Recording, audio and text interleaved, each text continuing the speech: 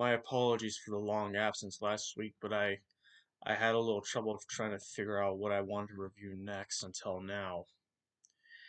That having been said, around the year that Halo Combat Evolved came out for the Xbox back in 2001, Nintendo and Retro Studios came up with a new game for the Metroid series, in which it would have the same vein as Combat Evolved but different.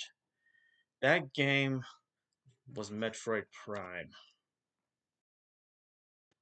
Back in high school, my taste in video games were expanding. I was getting an idea of how gameplay should be. I saw some videos of Metroid Prime and I decided to give the game a chance for myself. At the time, I had no idea what I was doing, but eventually I bought myself a strategy guide or looked up some YouTube videos, and this game is a masterpiece. It's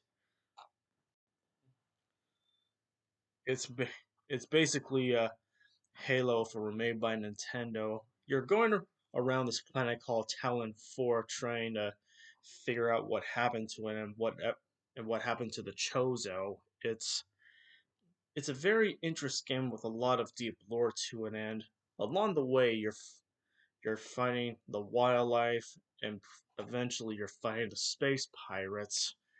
It's it's got a huge wide variety of areas you could go to, like the Chozo Ruins, the Fendrana Drifts, Magmore Caverns, even that destroyed frigate site that was destroyed by Samus when we were trying to find the rest of the space pirates. Eventually, you'll be you'll be you'll have to find these artifacts from the that the Chosen made, and they're they're a bit hard to find along the map. I mean, sometimes you would have to consult a guide, while if you knew by instinct, you would you would eventually be able to memorize them and figure out where they are. But going through the boss fights, I had some I had some fun times with the boss. Like I fought against Flagra, I fought against that giant space rock, that giant that giant space rock alien that was controlled by the Phazon, the substance that the space pirates are trying to innovate for their own nefarious needs. I fought the Omega Pirate. It was hard for me at first, but the bigger they are, the harder they fall. And last but most certainly not least, Ridley, or in this game at least, Meta Ridley, due to being damaged back in the first Metroid, which strangely enough takes place between Metroid 1 and 2. He was able to get some cybernetic enhancements to him, and let's just say that he's pretty much become a half Terminator at this point.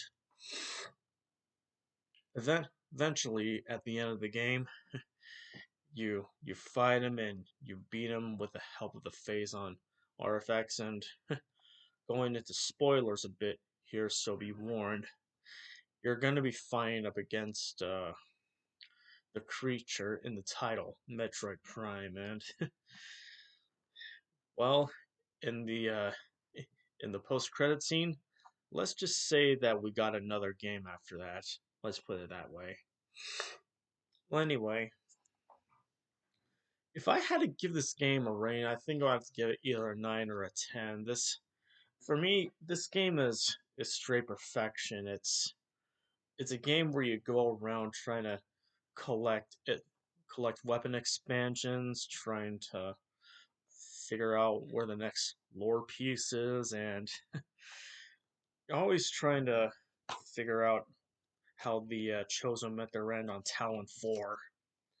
It's interesting, to put it mildly. Oh, and also, if you had a Game Boy, you could get a you could get a costume for Samus when she was in Metroid Fusion. It I haven't tried it out myself, but if I had a Game Boy and I was much younger, I would have. I didn't even play the game until I was in high school, and that was a very, very long time ago.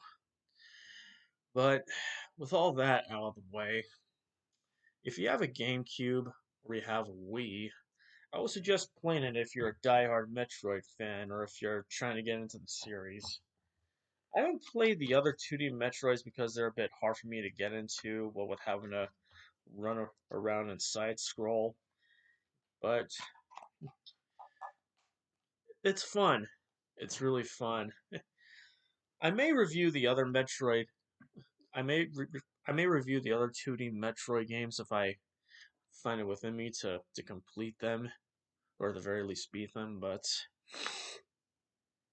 yeah, that's my review of Metroid Prime.